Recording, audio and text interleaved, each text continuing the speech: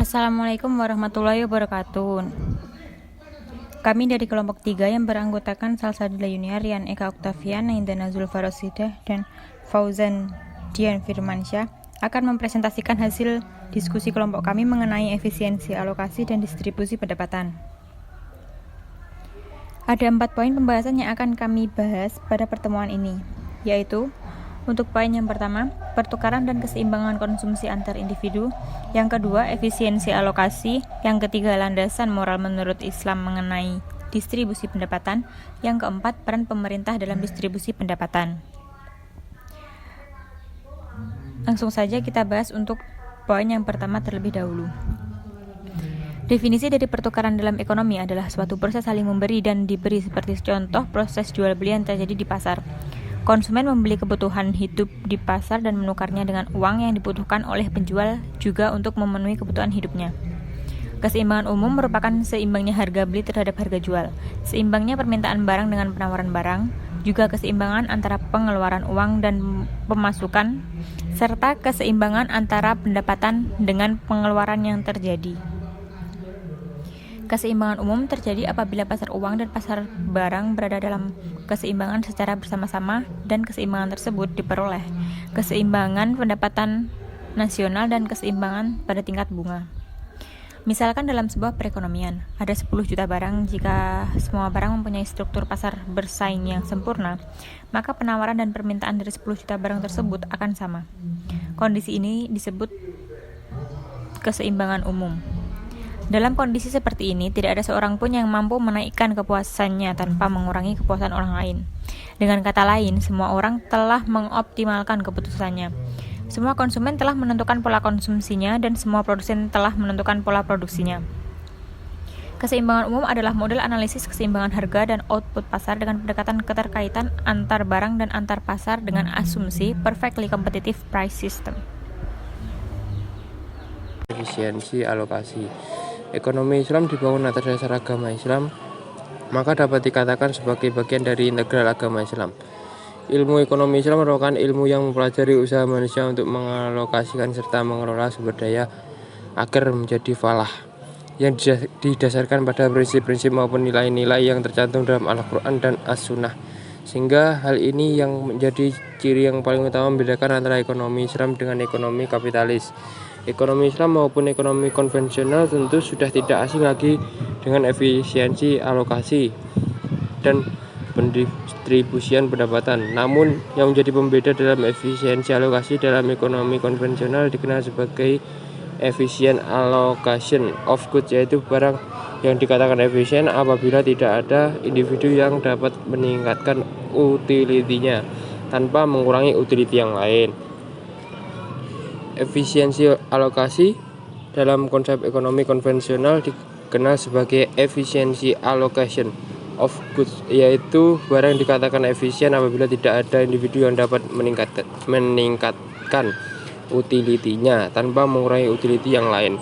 Sehingga keadaan yang dianggap efisien apabila keadaan yang masih terdapat kesempatan atau peluang yang meningkatkan kegunaan seseorang tanpa mengurangi orang lain. Sayangnya dalam teori ekonomi konvensional tidak dijelaskan apakah alokasi tersebut adil atau tidak adil. Dapat diartikan sebagai sama rasa sama rata.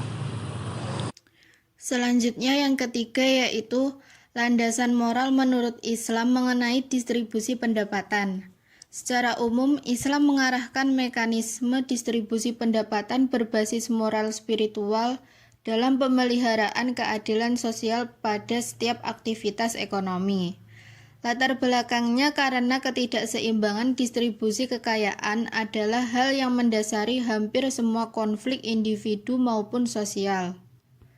Distribusi pendapatan dalam ekonomi Islam didasarkan pada 2 nilai manusiawi yang sangat mendasar dan penting, yaitu yang pertama nilai kebebasan. Kebebasan dalam melakukan aktivitas ekonomi harus dilandasi keimanan kepada Allah serta keyakinan manusia kepada Sang Pencipta. Islam memberikan kebebasan kepada manusia untuk berusaha, memiliki, mengelola, dan membelanjakan hartanya sesuai dengan peraturan yang ditetapkan oleh Allah. Bukti nilai kebebasan Ini yaitu terdapat pada hak milik pribadi dan warisan serta wasiat. Yang kedua yaitu nilai keadilan. Yang dimaksud dengan nilai keadilan adalah kebebasan dalam Islam tidak bersifat mutlak. Oleh karena itu, meskipun seseorang diperbolehkan memiliki, namun ada ketentuan batasannya atau aturan dalam memperoleh, mengembangkan, dan mengkonsumsi harta yang dimilikinya. Pendapat ini didasarkan atas kenyataan bahwa Allah sebagai pemilik mutlak kekayaan telah memberi amanat kepada manusia untuk mengatur dan mengelola kekayaan disertai kewenangan untuk memiliki kekayaan tersebut. Dan materi yang selanjutnya adalah peran pemerintah dalam distribusi pendapatan. Organisasi yang besar dibentuk untuk melaksanakan tujuan semacam itu dengan skala yang besar. Tapi tidak dapat dipungkiri bahwa organisasi yang kecil dapat terkena dampak buruk oleh usaha yang besar atau wadah usaha semacam ini.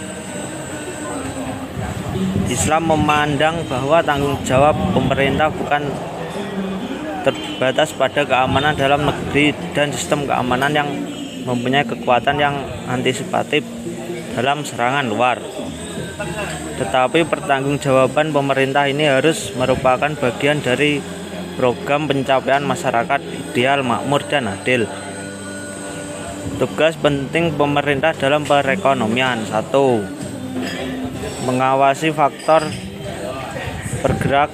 pergerakan perekonomian. Pemerintah harus mengawasi gerak perekonomian, seperti mengawasi dan melarang praktik yang tidak benar, baik dalam sistem jual beli produk konsumsi dan sirkulasi. Yang kedua, mematok harga kalau dibutuhkan. Para ahli fikih berbeda pendapat dalam hal mematok harga, haram atau sah dilakukan. Ada sebagian yang mengharamkan dengan alasan terdapat sejumlah nas yang melarang pematokan harga. Yang ketiga, menghentikan muamalah yang diharamkan. Yang dimaksud dengan muamalah haram adalah berbagai bentuk muamalah yang diharamkan karena berlawanan dengan asas-asas Islam yang berdiri di atas moral dan terjaganya kemaslahatan umum seperti riba dan penimbunan dan monopoli.